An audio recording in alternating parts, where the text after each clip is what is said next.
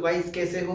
आज हम स्टार्ट करने वाले हैं कंप्यूटर फंडामेंटल में सेकंड लेक्चर जो है जनरेशन ऑफ कंप्यूटर। ठीक है, तो चलिए देखो भाई, पहले अपन बात करते हैं कि एक्चुअल में जनरेशन होती क्या है। देखो भाई, जनरेशन का मतलब ये होता है कि किसी सॉफ्टवेयर या किसी हार्डवेयर में इंप्रूवमेंट करना, या किसी सॉफ्टवेयर या हार्डवेयर को इंप्रूव करना ही क्या कहलाता है, जनरेशन कहलाता है। जैसे अगर अपन सपोज करें कि मेरे पास ये एक जनरेशन है और मेरे पास ये दूसरी जनरेशन है, ठीक है, तो ऑब्वियसली जो दूसरी जनरेशन है ये इससे बेटर होगी। ठीक है, अगर मैं मानूं कि जो इसके सॉफ्टवेयर थे या जो इसके हार्डवेयर थे उनमें जब अपन ने इम्प्रूवमेंट किया या जब अपन ने उनको इम्प्रूव किया तभी तो अपन सेकंड जनरेशन के पास पहुंचे थे, तो ऑब्वियसली जो इसके हार्डवेयर सॉफ्टवेयर होंगे वो इससे तो क्या होंगे, इम्प्रूव होंगे। तो यही तो क्या है, यही तो जनरेशन है। ठीक है, यहाँ तक आप समझ गए। तो देखो चलिए अब बात करते हैं। देखिए जो जनरेशन होती है, जो पीढ़ी होती है, इंप्रूवमेंट इन हार्डवेयर और सॉफ्टवेयर कंसिडर एज जनरेशन, मैंने अभी आपको बता दिया। ठीक है, अब बात करते हैं कि फर्स्ट जनरेशन ऑफ कंप्यूटर। तो आपको जो टाइम है वो याद रखना है, 1942 से 1955 जो आपकी फर्स्ट जनरेशन थी कंप्यूटर की, वो इस टाइम ड्यूरेशन तक थी। ठीक है, अब बात करते हैं कि जो आपकी फर्स्ट जनरेशन थी उसमें कौन सी टेक्नोलॉजी यूज की गई थी, या जो कंप्यूटर बने थे वो कौन सी टेक्नोलॉजी का यूज करके बनाए गए थे। ठीक है, तो इसमें जो टेक्नोलॉजी यूज हुई थी वो थी वैक्यूम ट्यूब्स। ठीक है, तो जो इस जनरेशन के कंप्यूटर बने थे वैक्यूम ट्यूब्स का यूज करके बनाए गए थे। तो वही वैक्यूम ट्यूब कुछ नहीं होती, वो जस्ट एक जो अपना बल्ब होता है, बल्ब लाइट वाला बल्ब, वो उसके आकार की होती है। ठीक है, जिसमें एनोड या कैथोड वगैरह लगे हुए होते हैं। अपन बात करते हैं दूसरा कि स्टोरेज। जो फर्स्ट जनरेशन वाले कंप्यूटर थे वो स्टोरेज के लिए मैग्नेटिक ड्रम का यूज करते थे। ठीक है, अब नेक्स्ट आते हैं ऑपरेटिंग सिस्टम। जो फर्स्ट जनरेशन के कंप्यूटर थे उनमें बैच ऑपरेटिंग सिस्टम यूज होता था। देखो बैच का मतलब क्या है कि जो सिमिलर टाइप के टास्क थे उनको अपन एक साथ रख देते थे, इसी को बैच बोलते हैं। सपोज करो कि मेरे पास काफी टास्क है, जैसे सपोज करो कि मेरे पास 5 टास्क ऐसे हैं जिनमें मुझे प्लस करना है, जिसमें मुझे ऐड करना है, तो मैंने उन सबका एक बैच बना दिया। मेरे पास 6 ऐसे टास्क है जिनमें मुझे माइनस करना है, तो मैंने उनका एक अलग बैच बना दिया है। ठीक है, तो इस प्रकार बैच बना लेते थे और उन बैच को किसको प्रोवाइड कर देते थे, कंप्यूटर को। भाई ये कंप्यूटर ले, ये बैच तू ले, और जो यहाँ पर परफॉर्म कराने के लिए बोल रहे हैं वो तो क्या कर, परफॉर्म कर। ठीक है, अब नेक्स्ट चलते हैं इनपुट और आउटपुट। देखो भाई यहाँ पर इनपुट और आउटपुट के लिए पंच कार्ड यूज में होता था। पंच कार्ड कुछ नहीं होता है, एक एक कार्ड होता है जिसमें होल हुए होते हैं। ठीक है, तो वो यहाँ पर यूज किया गया था।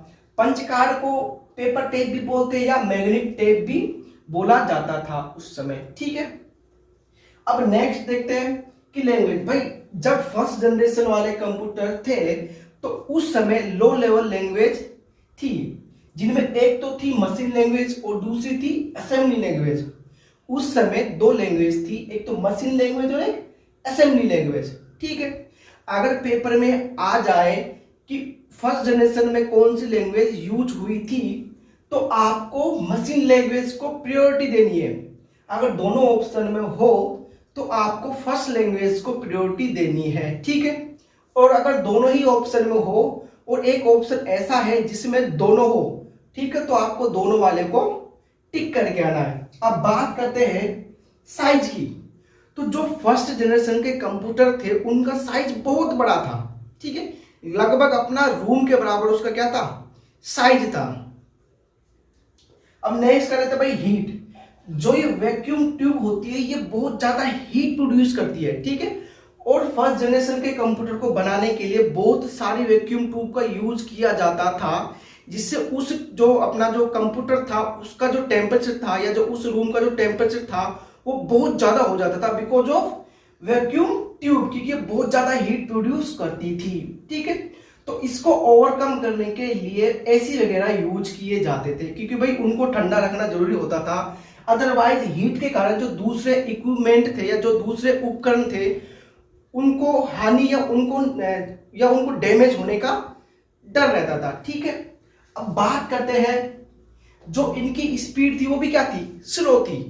जो फर्स्ट जनरेशन वाले कंप्यूटर थे उनकी स्पीड क्या थी, स्लो थी, प्रोसेसिंग स्पीड क्या थी, स्लो थी, ठीक है।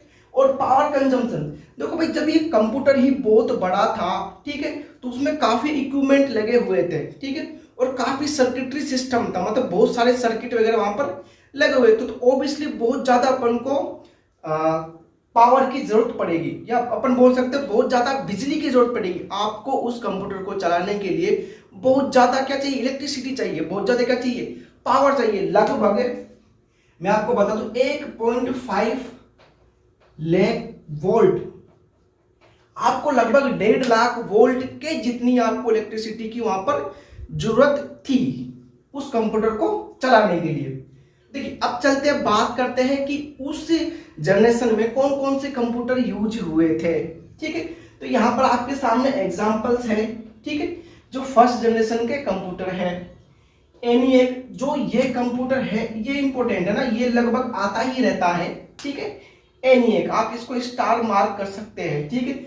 उसके बाद EDIAC, EDSEC, UNIAC, Mark 1, IBM 1650, ठीक है।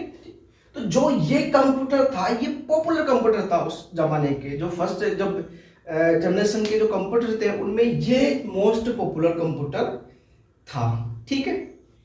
तो गाइस चलिए जो अपन ने फर्स्ट पीढ़ी के कंप्यूटर पढ़े थे उनकी फुल फॉर्म यहाँ पर देख लेते हैं, क्योंकि भाई एग्जाम में अक्सर फुल फॉर्म भी पूछी जाती है।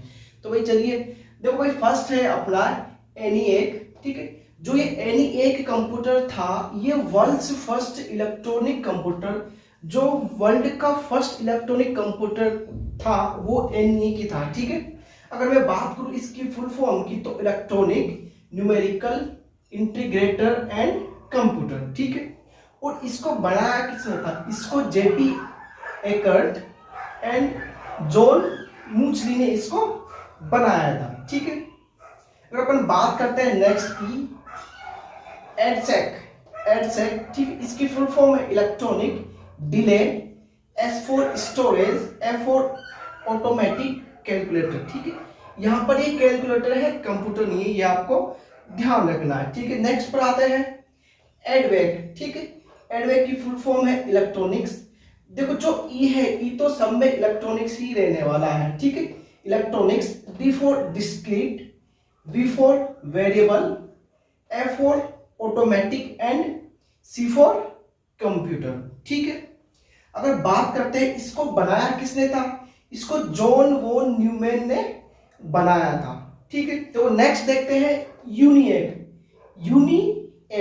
यूनिएक मतलब कि ये जो ये अपना है ये बन जाएगा universal, F for automatic, C for computer, universal automatic computer, ठीक है। ये कंप्यूटर कमर्शियल वर्क के लिए यूज किया गया था, वाणिज्य कार्य के लिए ये वाला कंप्यूटर यूज किया गया था, ठीक है। तो ये कुछ फुल फॉर्म है जो अक्सर एग्जाम में आपके आती रहती है, ठीक है। तो गाइस जैसा कि हमने फर्स्ट जनरेशन के बारे में देख लिया था, अब चलिए चलते सेकंड जनरेशन के बारे में देखते हैं। तो भाई देखो जो सेकंड जनरेशन थी कंप्यूटर की, उसका जो टाइम ड्यूरेशन था वो 1955 से 1964 तक था, ठीक है। अब बात करते हैं कि जो अपनी फर्स्ट जनरेशन थी उसमें वैक्यूम ट्यूब यूज की गई थी कंप्यूटर को बनाने के लिए, ठीक है। अब जो यहाँ पर टेक्नोलॉजी यूज की गई थी वो ट्रांजिस्टर था, ठीक है। हालांकि जो वैक्यूम ट्यूब थी, जो उसका साइज था, वो जो अपने बल्ब होते हैं वो उसके आकार का साइज था वैक्यूम ट्यूब का, लेकिन जो ट्रांजिस्टर होते हैं उनका आकार बहुत ही इतना सा होता है, बहुत ही छोटा सा ट्रांजिस्टर का आकार होता है, ठीक है। तो जो अपने फर्स्ट जनरेशन के कंप्यूटर थे जो बहुत बड़े थे, अब उनका आकार ओबियसली कम होने वाला है, क्योंकि वहां पर वैक्यूम ट्यूब की जगह पर हम ट्रांजिस्टर यूज करने वाले हैं यहाँ पर, तो ओबियसली आकार क्या हो जाएगा, कम होने वाला है, ठीक है। अब नेक्स्ट देखते हैं स्टोरेज, ठीक है। वहां पर अपन मैग्नेटिक ड्रम का यूज कर रहे थे, यहाँ पर अपन मैग्नेटिक टेप और मैग्नेटिक कोर का यूज करने वाले हैं, ठीक है। ये आपसे एक अलग से टॉपिक आने वाला है मेमोरी के ऊपर, तो वहां पर इनको डिटेल में डिस्कस करने वाले हैं, ठीक है। उसके अलावा मैं आपको बता दूं कि ऑपरेटिंग सिस्टम जो अपन पहले बेच ऑपरेटिंग सिस्टम यूज कर रहे थे, यहाँ पर अपन multi programming operating system use करने वाले हैं। तो जो आपके सूचना सहायक का सिलेबस है उसमें ऑपरेटिंग सिस्टम आपके है, तो वहां पर मैं इनको डिटेल में पढ़ाने वाला हूं। बस यहाँ पर आप नाम याद रख लो कि भाई कौन सा ऑपरेटिंग सिस्टम कौन सी जनरेशन में यूज हो रहा है, ठीक है। अब नेक्स्ट चलते हैं लैंग्वेजेस। जो फर्स्ट जनरेशन थी वहां पर लो लेवल लैंग्वेज यूज हो रही थी, जिनमें एक तो थी मशीन लैंग्वेज और एक थी असेंबली लैंग्वेज। लेकिन यहाँ पर जो लैंग्वेज है वो हाई लेवल लैंग्वेज है, ठीक है। ये दोनों क्या है, ये दोनों हाई लेवल लैंग्वेज है, ठीक है। फोरट्रान एंड कोबोल, ठीक है। देखो फोरट्रान का जो अपना ये ना फोर से अपना बन जाएगा फॉर्मूला, ठीक है। ट्रांस से बन जाएगा ट्रांसलेशन। तो जो फोरट्रान की फुल फॉर्म है वो फॉर्मूला ट्रांसलेशन हो जाती है। उसके बाद बात करते हैं कोबोल की, ठीक है। कोबोल की जो फुल फॉर्म है वो कॉमन बिजनेस ओरिएंटेड लैंग्वेज है, ठीक है। और जो कोबोल थी ये फर्स्ट कमर्शियल लैंग्वेज थी। कमर्शियल मतलब कि वाणिज्यिक लैंग्वेज थी। और मैंने आपको इससे पिछले वाले उसमें मतलब पिछले वाली पीढ़ी में बताया था, पिछले वाले जनरेशन में बताया था कि जो अपना यूनिवेक कंप्यूटर था वो फर्स्ट कमर्शियल कंप्यूटर था, ठीक है। आपको ये दोनों चीजें याद रखनी है। उसके बाद अपन बात करते हैं साइज की। जैसा कि मैं आपको बता चुका हूं, जो ये ट्रांजिस्टर है ये वैक्यूम ट्यूब की तुलना में बहुत ही छोटा है। तो ऑब्वियसली जो साइज था, जो फर्स्ट जनरेशन में जो कंप्यूटर का साइज था वो ऑब्वियसली यहाँ पर क्या होने वाला है, कम साइज के होने वाले कंप्यूटर, ठीक है। तो ऑब्वियसली साइज क्या हो जाएगा, डिक्रीज हो जाएगा, साइज क्या हो जाएगा, कम हो जाएगा, ठीक है। अब बात करते हैं प्रोसेसिंग स्पीड की। और यहाँ पर प्रोसेसिंग स्पीड क्या हो जाएगी, बढ़ जाएगी। कि जो अपन फर्स्ट जनरेशन में जो भी अपन हार्डवेयर यूज कर रहे थे, अपन ने क्या किया, उनमें इंप्रूवमेंट किया है, तभी तो अपन सेकंड जनरेशन पर पहुंचे। तो ऑब्वियसली जो प्रोसेसिंग फर्स्ट जनरेशन की थी उससे तो प्रोसेसिंग स्पीड क्या होने वाली है, हाई रहने वाली है, ठीक है। तो प्रोसेसिंग स्पीड क्या रह जाएगी, हाई रह जाएगी, ठीक है। तो चलिए अब अपन देखते हैं कि कौन से कंप्यूटर सेकंड जनरेशन के थे, ठीक है। तो देखिए फर्स्ट देखिए यहां पर IBM, ठीक है। सेकंड हो जाएगा IBM, थर्ड हो जाएगा IBM, fourth CDC, fifth CDC, ठीक। ये कुछ कंप्यूटर थे जो सेकंड जनरेशन के थे, ठीक है। अब चलते हैं, बात करते हैं थर्ड जनरेशन की। आई होप कि आपको सब कुछ ही समझ में आ गया होगा। तो चलिए बात करते हैं थर्ड जनरेशन की। तो गाइस अभी तक हमने सेकंड जनरेशन कंप्लीट कर दिया है। अब चलते हैं थर्ड जनरेशन की तरफ। तो यहाँ पर देखिए जो अपनी थर्ड जनरेशन है, जो कंप्यूटर की थर्ड जनरेशन है, उसका जो टाइम ड्यूरेशन है वो 1964 से 1975 तक का है, ठीक है। और जो इस जनरेशन में टेक्नोलॉजी यूज हुई थी उसका नाम था आईसी बोले तो इंटीग्रेटेड सर्किट, ठीक है। Integrated circuit. देखिए जो ये आईसी होती है कुछ नहीं होती, ये एक प्रकार की चिप होती है, ठीक है, जिस पर क्या लगे होते हैं, जिस पर ट्रांजिस्टर लगे हुए होते हैं, ठीक है। एक चिप होती है जिस पर बहुत सारे ट्रांजिस्टर लगे हुए होते हैं। आगे देखिए नंबर ऑफ ट्रांजिस्टर, मतलब कि इस पर लगे हुए ट्रांजिस्टर के हिसाब से या लगे हुए इसके ट्रांजिस्टर के कारण ही जो आईसी है वो 5 प्रकार की होती है। फर्स्ट है SSI, स्मॉल स्केल इंटीग्रेशन। इस पर लगभग 8 से 10 ट्रांजिस्टर लगे हुए होते हैं एक आईसी पर, ठीक है। और जैसे अपन आगे चलते जाते हैं तो जो लास्ट वाला है ULSI, ultra large scale integration. इस एक चिप पर लगभग 10 लाख के आसपास ट्रांजिस्टर लगे हुए होते हैं, इसलिए इसको क्या बोलते हैं, अल्ट्रा लार्ज स्केल इंटीग्रेशन। समझ में आ गया। फर्स्ट है SSI, स्मॉल स्केल इंटीग्रेशन। इस पर 8 से 10 ट्रांजिस्टर लगे हुए हैं। तो और जो लास्ट का है अल्ट्रा लार्ज स्केल इंटीग्रेशन, इस पर लगभग 10 लाख के आसपास ट्रांजिस्टर लगे हुए होते हैं। बाकी आप देख सकते हो MSI medium scale integration, LSI large scale integration, VLSI very large scale integration, ठीक है। अब अपन इसके आगे देखते हैं कि इसमें कौन सी स्टोरेज डिवाइस यूज की गई थी। इसमें स्टोरेज के लिए मैग्नेटिक डिस्क यूज ली गई थी, ठीक है। मैग्नेटिक डिस्क के पार्ट होते हैं फ्लॉपी डिस्क और हार्ड डिस्क। जब हम मेमोरी पढ़ेंगे आगे, इसी का पार्ट होता है फंडामेंटल का, तो वहां पर ये सब कुछ आने वाला है, ठीक है। अब हम बात करते हैं ऑपरेटिंग सिस्टम की। यहां पर मल्टीटास्किंग या time sharing operating system use किया गया था। मल्टीटास्किंग मतलब कि आप एक समय में बहुत सारे टास्क कर सकते हो, ठीक, एट टाइम आप बहुत सारे टास्क कर सकते हो। इसका मतलब क्या होता है, मल्टीटास्किंग। आपके सिलेबस में ऑपरेटिंग सिस्टम है, वहां पर इनको अपन डिटेल में पढ़ने वाले हैं। टाइप्स ऑफ ऑपरेटिंग सिस्टम ये सारे आने वाले हैं, ठीक है, वहां पर इनको अपन डिटेल में पढ़ने वाले हैं। उसके बाद आते भाई यहाँ पर कौन सी लैंग्वेजेस यूज हुई थी, ठीक है, यहाँ पर फोर्ट्रेन, ठीक है, फोर्ट्रेन तो भाई जो सेकंड जनरेशन थी तो फोर्ट्रेन वहां पर आ गई थी। यहाँ पर उसके वर्जन आए थे सेकंड, थर्ड एंड फोर्थ। उसके बाद आता है बेसिक, ये भी एक लैंग्वेज होती है, पास्कल भी एक लैंग्वेज है, और सी, ठीक है। आपको पता होगी 1972 में डेनिस रिची द्वारा सी बनाई गई थी, ठीक है। तो यहाँ पे देखोगे 1975 है, तो ऑब्वियसली सी किस में आने वाली है, थर्ड जनरेशन में आने वाली है। समझ में आ गया आपको। अब नेक्स्ट चलते हैं इनपुट। भाई देखो यहाँ पर कीबोर्ड और मॉनिटर आ गए थे, ठीक है। इनपुट के लिए यहाँ पर कीबोर्ड आ गया था और आउटपुट के लिए मॉनिटर आ गए थे यहाँ पर, ठीक है। उसके बाद अपन बात, भाई देखो इससे पहले अपन ट्रांजिस्टर पढ़े थे, ठीक है, जिसमें जो साइज था कंप्यूटर का वो काफी हद तक कम हो गया था। लेकिन अब देखो जो आईसी है, आप एक आईसी पर लाखों ट्रांजिस्टर लगा सकते हो, तो ऑब्वियसली क्या हो जाएगा, साइज और कम हो जाएगा, ठीक है।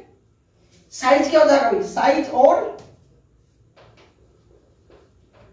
कम हो जाएगा, ठीक है, साइज क्या हो जाएगा, कम हो जाएगा। और बात करते हैं प्रोसेसिंग स्पीड की, ये भी क्या हो जाएगी, बढ़ जाएगी, ठीक है, क्योंकि आप क्या यहां पर आप एक समय में बहुत सारे टास्क कर सकते हो। देखो ना अपन ऑपरेटिंग सिस्टम कौन सा यूज कर रहे हैं, मल्टीटास्किंग। एट ए टाइम आप एक से ज्यादा टास्क कर सकते हो, तो ऑब्वियसली प्रोसेसिंग स्पीड क्या हो जाएगी, बढ़ जाने वाली है, ठीक है। और इसका अपन बात करते हैं एग्जांपल की, तो टीडीसी 316, ठीक है, आईबीएम 370, हनीवेल, इसके अलावा हनीवेल की सीरीज, ठीक है, जो हनीवेल की सीरीज है वो भी अपने थर्ड जनरेशन में आती है 6000 वाली, ठीक है। इसके बाद अपन बात करते हैं PDP-8, ये फर्स्ट मिनी कंप्यूटर था। ध्यान रखना ये कौन था, ये फर्स्ट मिनी कंप्यूटर कौन सा था, PDP, ठीक है। PDP फर्स्ट मिनी कंप्यूटर जो कब आया था, 1965 में आया था, ठीक है। तो चलिए एक बार वापिस देख लेते हैं। थर्ड जनरेशन 1964 से 1975, ठीक है।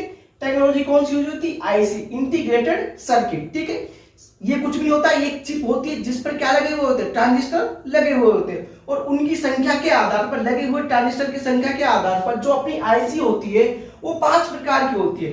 फर्स्ट होती है SSI, स्मॉल स्केल इंटीग्रेशन, ठीक है। इसमें लगभग 8 से 10 ट्रांजिस्टर लगे हुए होते हैं एक आईसी पर, ठीक है। उसी प्रकार MSI, LSI, VLSI और ULSI, इसको बोलते हैं अल्ट्रा लार्ज स्केल इंटीग्रेशन। इस पर एक चिप पर या एक आईसी पर लगभग 10 लाख के आसपास ट्रांजिस्टर लगे हुए होते हैं, ठीक है।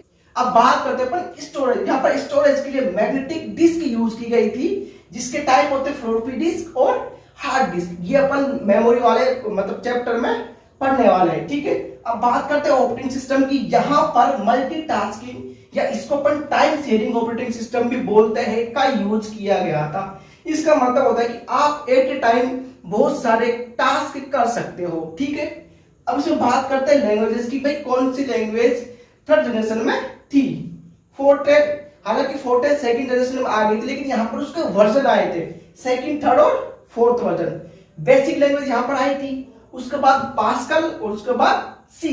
1972 में डेनिस रिची ने सी लैंग्वेज को इन्वेंटेड कर दिया गया था, ठीक है। अब बात करते हैं इनपुट के लिए। यहां पर कीबोर्ड आ गया था एज ए इनपुट के लिए, ठीक है।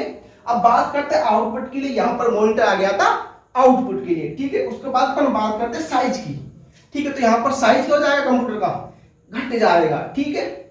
और प्रोसेसिंग स्पीड बढ़ जाएगी। अब बात करते हैं एग्जांपल की। तो TDC 316, IBM 370, हनीवेल की सीरीज 6000, PDP-8 ये फर्स्ट मिनी कंप्यूटर था, ठीक है, जो 1965 में बनाया गया था। अब चलते हैं नेक्स्ट जनरेशन की तरफ, फोर्थ जनरेशन की तरफ। तो गाइस अभी तक हम थर्ड जनरेशन कंप्लीट कर चुके हैं। चलिए बात करते हैं फोर्थ जनरेशन की। तो जैसा कि आपको यहाँ पर दिख रहा है कि जो फोर्थ जनरेशन है उसका जो ड्यूरेशन है वो 1975 से 1989 तक का है, ठीक है। और जो यहाँ पर टेक्नोलॉजी यूज की गई थी वो वीएलएसआई टेक्नोलॉजी यूज की गई थी। जैसा कि मैंने आपको थर्ड जनरेशन में बता दिया कि एक्चुअल में वीएलएसआई होती क्या है, वेरी लार्ज स्केल इंटीग्रेशन, ठीक है। और जो यहाँ पर स्टोरेज के लिए सेमीकंडक्टर मेमोरी यूज की गई थी, रैम और रोम, ठीक है। रैम और रोम यहाँ पर फोर्थ जनरेशन में यूज की गई थी। और अब बात करते हैं ऑपरेटिंग सिस्टम की। यहाँ पर real time operating system use किया गया था, ठीक है। और इसके अलावा मैं बात करूं अगर लैंग्वेज की तो फोर्थ जनरेशन में C++, SQL जो डेटाबेस से संबंधित होती है, VB विजुअल बेसिक लैंग्वेज यहाँ पर थी फोर्थ जनरेशन में। और इसके अलावा अपन बात करते हैं इनपुट के लिए, यहाँ पर कीबोर्ड के अलावा माउस, ट्रैक बॉल, स्कैनर इत्यादि इनपुट डिवाइसेस आ गई थी। और इसके अलावा मैं आपको बता दूं कि इंटरनेट भी फोर्थ जनरेशन में ही आया था। 1983 में इंटरनेट आया था। और जो फर्स्ट नेटवर्क था अल्फानेट वो भी फोर्थ जनरेशन में ही आया था। और इसके अलावा मैं आपको बता दूं कि जो माइक्रो प्रोसेसर होता है वो इसी जनरेशन में आए थे, ठीक है।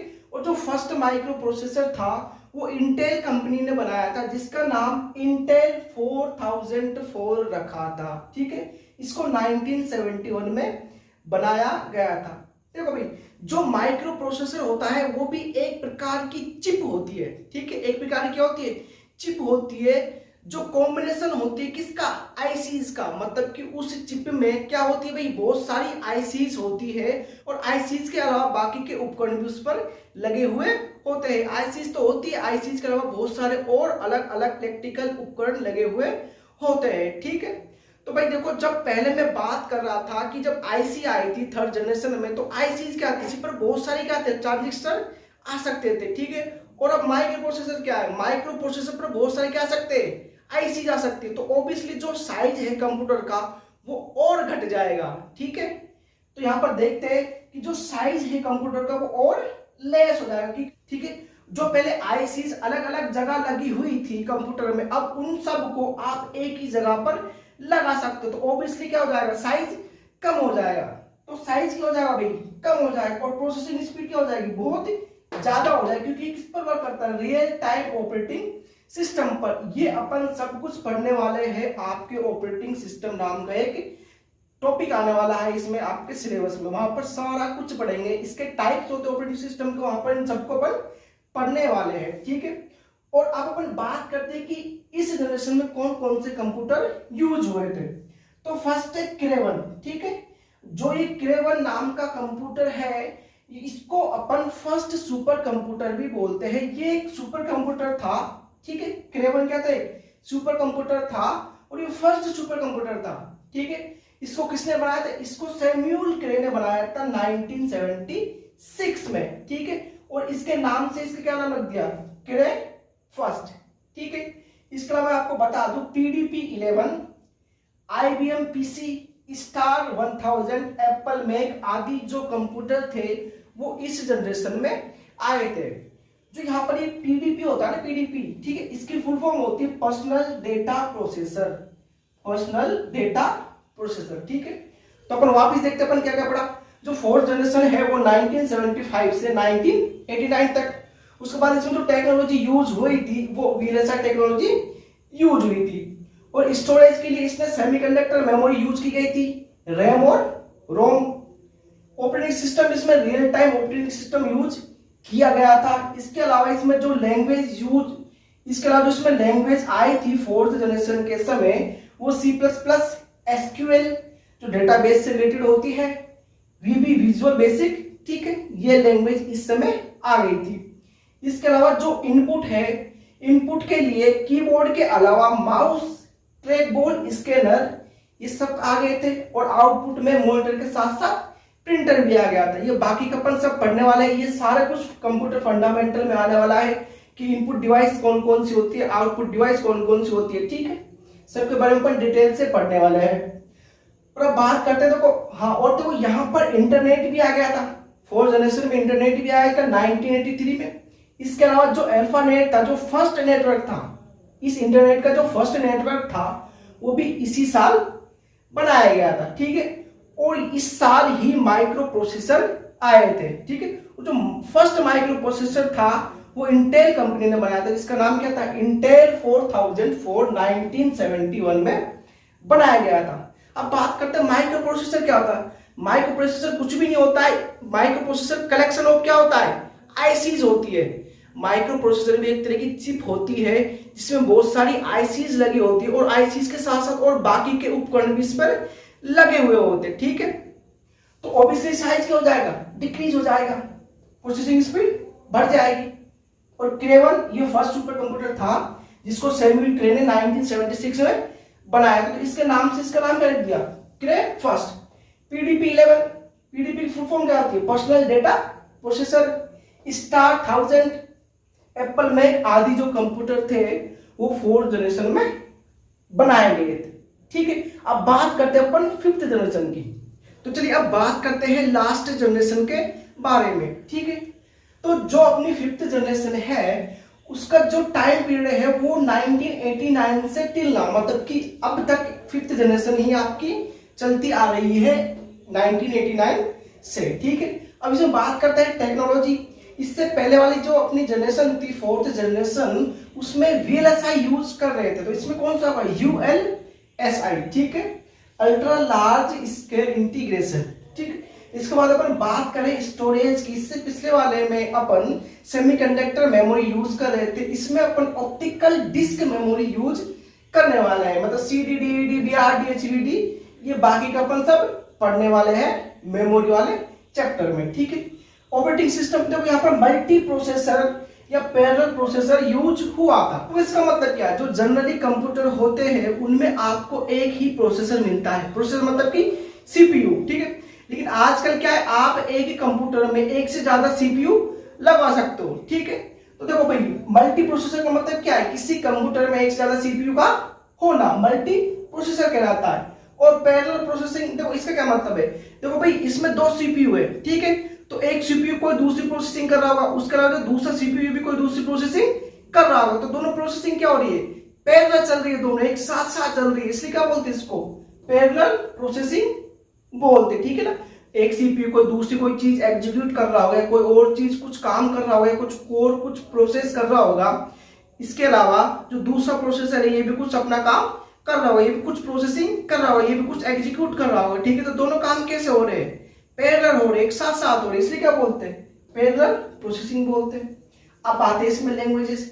इसमें नेचुरल लैंग्वेजेस यूज हुई थी। नेचुरल मतलब कि जो आर्टिफिशियल इंटेलिजेंस होता है उसमें जो लैंग्वेजेस यूज होती है उनको नेचुरल लैंग्वेज बोलते हैं। इसके अलावा पाइथन, जावा, डॉटनेट, प्रोलोग, मर्करी, ये 2 लैंग्वेज है जो आर्टिफिशियल इंटेलिजेंस में काम आती है, ठीक है। इसके अलावा बात करें इनपुट और आउटपुट की, तो इनपुट में बाकी तो है ही, इसके अलावा और इनपुट डिवाइसेस आ गई थी जैसे टच पैड, पेन टैबलेट, ठीक है। इनके अलावा कुछ एक आध क्या थी, इनपुट डिवाइसेस आ गई थी। और आउटपुट में प्रिंटर, प्लॉटर वगैरह ये यहाँ पर एक्स्ट्रा आ गए थे, ठीक है। अब बात करते हैं, तो साइज बहुत कम है, ठीक है। जैसे आपको पता है लैपटॉप हो गया, टैबलेट, डेस्कटॉप, मोबाइल क्या एक प्रकार का कंप्यूटर है, ठीक है। तो क्या होता है, इनका साइज बहुत ही कम होता है, आप पॉकेट में लेके इनको घूम सकते हो, हथेली पर आप लेके घूम सकते हो, इतने इनका आकार छोटा हो गया है। प्रोसेसिंग स्पीड क्या हो जाएगी, हाई हो जाएगी, ठीक, जैसे कि आप आजकल देख ही रहो बहुत स्पीडली काम करते हैं। Example, desktop, mobile, laptop, artificial intelligence based computer, ठीक है। अब बात करते हैं वॉइस रिकॉग्नाइजेशन, ठीक है, ये भी किसमें आया था, 5th जनरेशन में आया था। इसके अलावा मोबाइल एंड सैटेलाइट कम्युनिकेशन भी 5th जनरेशन में ही आए थे। तो चलिए एक वापस देख लेते हैं क्विक रिवीजन। 5th जनरेशन 1989 से अब तक technology ULSI, storage optical disk, CD, DVD, बाकी के सब अपन पढ़ने वाले हैं जब अपना मेमोरी चैप्टर आना है, इसके बाद में शायद अपन पढ़ेंगे मेमोरी चैप्टर, ठीक है। उसके बाद ऑपरेटिंग सिस्टम, इसमें multi processor operating system use हुआ था, मतलब आप एक कंप्यूटर में एक से ज्यादा CPU यूज कर सकते हो, ठीक है। इसको क्या बोलते हैं, पैरेलल प्रोसेसिंग भी बोलते हैं। लैंग्वेजेस में नेचुरल लैंग्वेजेस, पाइथन, जावा, डॉटनेट, प्रोलॉग, मर्क्यूरी वगैरह इसमें मतलब इस जनरेशन में आ गई थी। अब बात करते हैं इनपुट, बाकी तो थे ही, एक आध और इनपुट डिवाइसेस आ गई थी, टच पैड हो गया, पेन, टैबलेट वगैरह हो गया, ठीक है। आउटपुट के लिए प्रिंटर, प्रोटर वगैरह ये आ गए थे। स्पीड बहुत ज्यादा है, आपको पता है, साइज बहुत कम है। एग्जाम्पल आप जैसे पता है laptop, desktop, mobile, artificial intelligence based computer, voice recognition भी आ गया था, mobile and communication, sorry mobile and satellite communication भी इसी जनरेशन में आ गए थे, ठीक है। तो गाइज हमने सारी जनरेशन कंप्लीट कर ली है, ठीक है। अब बात रहती है क्वेश्चन की, ठीक है, प्रैक्टिस क्वेश्चन की। तो जब ये सारा कंप्यूटर फंडामेंटल खत्म हो जाएगा, अपन इसको खत्म कर देंगे, तब उसके बाद में हम 1 से 2 क्लास किसके लेने वाले हैं, क्वेश्चन पर लेने वाले हैं, क्वेश्चन की क्लास अपन लेने वाले, ठीक है। यदि भाई लोग आपको मेरा एफर्ट थोड़ा सा भी अच्छा लग रहा है तो भाई चैनल को सब्सक्राइब कर देना। हम यहाँ पर कंप्लीट सिलेबस कराने वाले हैं सूचना सहायक का। तब तक के लिए गुड बाय।